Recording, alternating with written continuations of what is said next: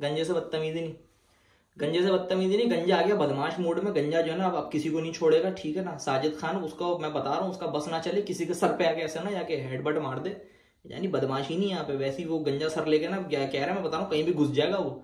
कोई अब साजिद खान को कह रहा है कि ये साजिद सिंह हैं कोई कह रहा है कि ये क्रेटोस हैं, कोई कह रहा है कि ये लगान के जो है वो जो लगान के सिख होते हैं, मैं नाम भूल गया उनका, वो मिला रहा है साजिद खान को, बड़ी बड़ी मूछे लेके। साजिद खान अपनी कार में बैठे हुए कि ऐसी की तैसी तुम्हारी, सबको पेल रहा पकड़ के, पूरा बैटिंग लाइनअप उखाड़ के फेंक दिया मेरे भाई चाचा और साजिद खान ने। ये वही स्पिन अटैक है जिसको मैच से पहले सब हंस रहे थे कि ये तुम लोगों ने क्या किया, एक फास्ट बॉलर बाकी सारे स्पिनर, ये देखो ये करके दिया, रीयूज पिच है तो भाई टर्न तो होनी है।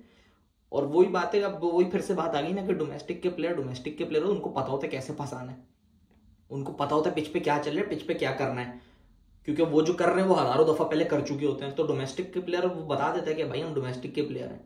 अब क्या बात करोगे तुम, मतलब तुम साजिद खान को आप लोग, अब साजिद खान जो अब 4 विकेट जो लिए साजिद खान ने जिस तरह से लिए, 5-5 डिग्री टर्न हो रहा है, 5 डिग्री 60 डिग्री टर्न हो रहा है। अब तुम देखो तो टर्न, ये टर्न देखने के लिए मेरी आंखें तरस गई थी कि मैं देखूं तो ये टर्न इस तरह की।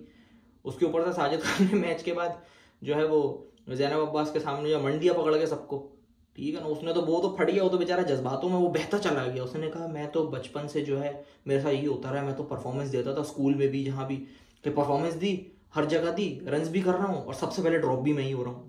वो हो गया, वो बात को जो ना दबाने की कोशिश की, कहा चलो ठीक है आगे उसने, वो आखिर में उसने कहा इसी की तैसे, उसने तो कपड़े उतार दिए, उसने कहा ये लास्ट सीरीज में मेरे साथ यही हुआ है, मैंने परफॉर्मेंस दी, मैंने विकेटें ली, उसके बाद मुझे ही ड्रॉप कर दिया, मुझे ये समझ नहीं मुझे ड्रॉप क्यों किया।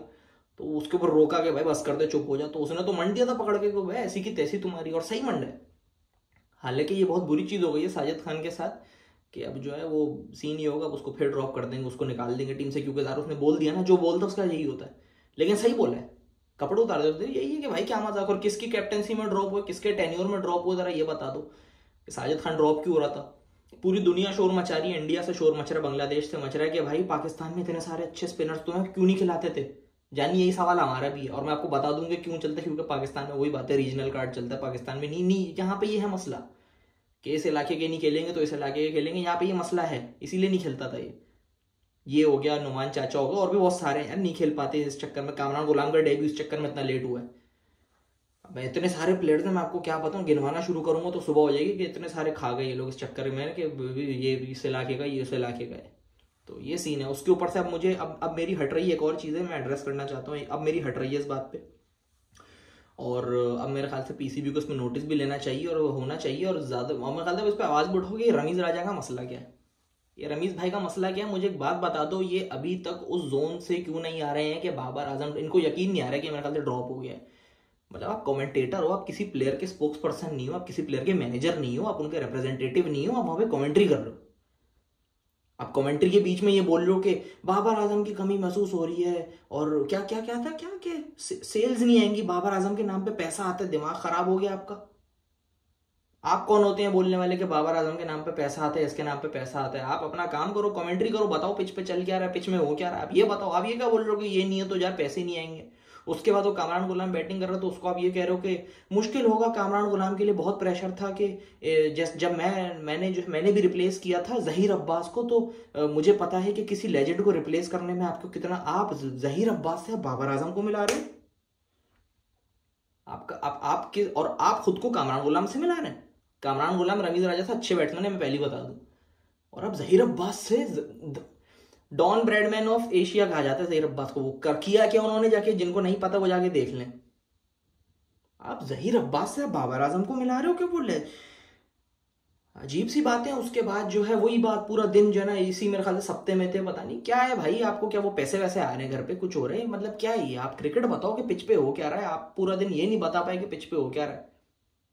मतलब जो साजिद खान ने मैच के बाद बोला, आप उसका 10% भी बता देते कि साजिद खान ने पूरा प्लान बता दिया। ये प्लान सुनने के लिए मैं थक गया था, मेरे कान पागल हो गए थे कि भाई ये चीज सुना दो कि तुम लोग पिच पे करते क्या हो, प्लान क्या है। क्योंकि एज अ क्रिकेट फैन मैं चाहता हूँ कि मुझे पता चले कि आप लोगों का प्लान क्या है। जैसे इंडिया वाले बताते हैं, जैसे श्रीलंका वाले बताते हैं, जैसे ऑस्ट्रेलिया बताती है कि भाई हमारा ये प्लान था, हम ऐसे ऐसे करते हैं। मार्नस लबुशेन के जाके इंटरव्यू सुनो, पॉडकास्ट सुनो, बताता है कि हम लोग पिच पे करते क्या है। एक और बड़ी एक क्लिप चल रही है मार्नस लबुशेन की, वो बताता है कि मेरे बैट का जो है वो मैं सेंटर ऑफ ग्रेविटी कंट्रीज के हिसाब से जो है ना अलग अलग बल्ले में यूज करता हूँ। किसी का हैंडल भारी होता है तो किसी का टो भारी होता है, तो वो जल्दी लाने में और लेट लाने में वो एक चीज है बड़ी, वो कहता है सिर्फ मैं करता हूँ ये।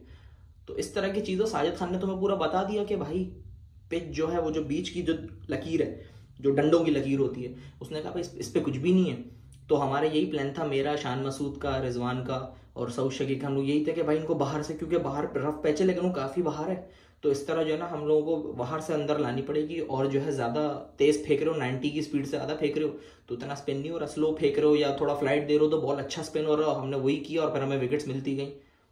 तो ये पूरा प्लान बताया उसने कि भाई हमारा ये है। उसके बाद ये भी पूछा कि भाई गली पे आपके कैचेस छूटे तो आपने गली पे बंदा क्यों नहीं लिया, अगली इनिंग्स में लोगे? तो उसने बताया कि भाई गली पे हमारे कैचेस निकल रहे थे, लेकिन मसला ये था कि वो गली के ऊपर से मार रहे थे, गली के ऊपर से मार रहे थे, तो हमने वहां पे बंदा लिया कि भाई इनका ये रोको, जब वो कट करें, स्लैश करें तो वो रन रुके, और इस तरह इन पे प्रेशर बिल्ड किया। तो ये चीज कोई बताता ही नहीं था पहले, हमें सुनने को ही नहीं मिलती थी कि भाई आप लोग फील्ड प्लेसमेंट में आप लोग करते क्या है, कुछ बताएं तो, थोड़ा हमें भी बता दें, हम भी देख लें भाई करते क्या है आप लोग। तो एक साजिद खान ने आपको ये भी बता दिया। रमीज राजा इसका 10% भी नहीं बता पाते कि भाई पिच पे चल क्या रहा है, सिर्फ बाबर पूरा दिन यही चल रहा है। अजीब सा ही सीन है। मैं तो बोलता हूँ भाई इन पर जरा थोड़ा एक्शन लो रमीज राजा पे कि भाई क्या सीन चल रहा है। और तीसरा मैं उन लोगों को बोलना चाहता हूँ जो पूरा दिन हंस रहे थे, ये देखो निकालने से क्या हो गया, ये देखो ये क्या होगा, तुम देखो ये क्या कर दिया टी के बाद इन लोगों ने। और अभी भी चल रही है पोस्ट, मैं अभी देखी है मैंने, don't celebrate too early, remember Bangladesh was also once 24 for 6। मतलब ये बताना चाह रहे हैं कि अभी इनकी पार्टनरशिप लग जाएगी और ये मैच जीत जाएंगे। आपका हो गया दिमाग खराब।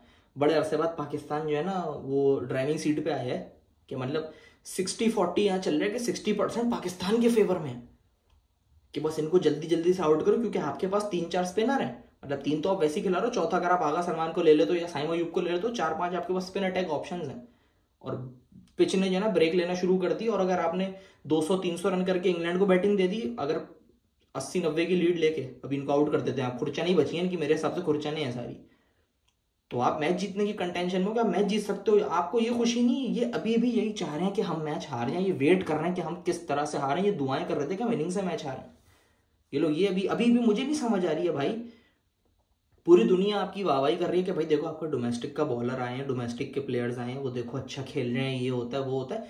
आप लोग अभी भी उसी में लगे हो कि भाई नहीं ड्रॉप कैसे किया उसको और फिर ये हम मैच से जीतेंगे। अब आप छोड़ दो ये सारी बातें, आप देखो मैच कैसे आप लोगों को निकालना है। अच्छी खासी पोजीशन में जाके खड़ा कर दिया आपको साजिद खान और नुमान अली ने। फिर साजिद खान तो जो बोल के चला गया, मुझे तो अब डर ही लग रहा है उसके लिए कि पता नहीं अब उसके करियर का होगा क्या। ये खान आ जाए कि वो तो ज्यादा बोल गया, बड़ा बोला है वो, ज्यादा बोल गया, वो जज्बात में आके आंखें बड़ी कर करके जो वो बोल रहा था ना, वो गुस्सा था उसके अंदर के भाई क्या मजाक है, मैं जब परफॉर्म करता हूँ मुझे ड्रॉप कर देते हो। तो खैर एनीवेज 6 विकेटें गिर चुकी हैं इंग्लैंड की, सारे बैट्समैन जा चुके हैं, Ben Stokes, Ollie Pope, Ben Duckett, Jack Crawley, सब तो घर जा चुके हैं। ठीक है, वो जो ट्रिपल सेंचुरी मारने वाला हैरी ब्रूक उसको लेके चला गया। और क्या चाहिए तुम्हें, और क्या चाहिए स्पिनर से और बॉलर से तुम्हें क्या चाहिए कि भाई यही होता है। अब देखते हैं कल कि भाई अगर ये लोग 50-60 के अंदर अंदर इनके सारे आउट कर देते हैं और फिर पाकिस्तान की बैटिंग आ जाती है पहले सेशन में या दूसरे सेशन में, तो बस फिर ये गेम है कि भाई अब तो रन्स मारो, जाके टिका के रन्स मारो। अब तो ये मैच जीतना है, सिर्फ 200-250-300 रन करोगे तो मैच जीतोगे, नहीं तो ये मैच फिर निकल जाएगा। 300-350 रन का टारगेट मिल गया ना, 350 से ऊपर का, बल्कि 400 मैं कहता हूँ, 400 आइडियल रहेगा। 400 तक निकल गया तो फिर आप जीत सकते हो मैच, नहीं तो ये तो मैच जा रहा है। ठीक है, तो बड़े अरसे बाद आए हैं, मतलब आप लोग अभी भी जो है ना अपने एजेंडा, और रमीज राजा को धरो, इनको बोलो जरा इंसानों वाली कमेंट्री करो, जरा कुछ कर लो। या तो फिर हमें ही कुछ करना पड़ेगा कि भैया लगाओ कि भाई रमीज राजा पीसीबी को नोटिस मतलब कि हम लिख के भेज दें कि भाई ये क्या हो रहा है यहाँ पे। क्योंकि वो रमीज राजा को अभी भी जो है ना ख्वाब आ रहे हैं कि कोई आता था चौथे नंबर पे 4 नंबर पे बैटिंग करने। और एक और चीज, एक चीज तो मैं बोलने भूल गया, दादा गेम बैठ रही है, गेम बैठ गई है बड़ी खतरनाक। मैं आपको बता रहा हूँ, रिजवान को ग्रीन सिग्नल मिल गया अगले कैप्टन होने का। मैं बता रहा हूँ आपको रिजवान की, क्योंकि एनर्जी आज पिच के ऊपर बिल्कुल ही अलग थी। आज पूरे मैच में एक ही आदमी की आवाज आ रही थी और उसका नाम था मोहम्मद रिजवान। चीख भी वही रहा है, अपीले भी वही कर रहा है, सब कुछ वही कर रहा है। इवन के रिजवान ने आके एक टाइम पे फील्ड सेट करना शुरू कर दी थी। शान मसूद ने बोला कि भाई चल कर फील्ड सेट करो, तो रिजवान बता रहा था कि भाई ऐसे ऐसे फील्ड करो। तो मतलब रिजवान को हो गया कि दानी अगला तू ही है, और ज़ाहिर कंपटीशन भी नहीं है ना कोई, क्योंकि बाबर तो बाहर हो गया। तो वो है रिजवान को दिख गया कि जानी अब मैं ही हूँ, मैं ही चलाऊंगा, क्योंकि रिजवान की आज एनर्जी हर बॉल पे कैच इट ये लो, यानी वो दिख रहा था कि दादा गेम बैठ रही है यहाँ पे। खैर है चलो कोई नहीं, कोई बात नहीं, ठीक है, हाँ बन जाओ, कोई मसला नहीं है, बन जाओ, सबकी बारियां लगी, आपकी भी लग जाए, क्या पता आपके पास से कुछ अच्छा निकल के आ जाए। क्योंकि एक चीज़ मुझे बड़ी अच्छी लगी कि Rizwan is very very vocal, ठीक है ना बाबर आजम के मुंह से पिच पे आवाज़ें निकलती थी ग्राउंड में, ना शान मसूद के मुंह से इतनी कुछ निकल, तो रिजवान की तरफ से अगर निकल रही है तो मेरे ख्याल से ये है कि यहाँ पे लड़कों को ज़रा करंट रखा हुआ है लड़कों को ना, कि ज़रा यानी उठ के जाग के जो है ना फील्डिंग करो, सोने वोने की नहीं हो रही। तो अगर एनर्जी एक लेकर आ रहे हैं मोहम्मद रिजवान, तो मेरे ख्याल से फिर दे दो। अब क्या, अब हो रहा है गेम, लग रहा है सबका, तो इनको भी दे दो, बकरा काटेगा तो सब में बटेगा, बांटो, ठीक है। तो मैं बस एक बात बता रहा हूँ आपको, ये गेम हो रही है, ठीक है ना। जिस तरह से आज फुल फील्ड वील्ड सेट हो रही थी, आज फुल आवाज़ें निकल रही थी, मैंने कहा दादा खैर है, चलो कोई बात नहीं, कल की कल देखेंगे मेरे भाई, कल पता चलेगा क्या करना है, क्या सीन है।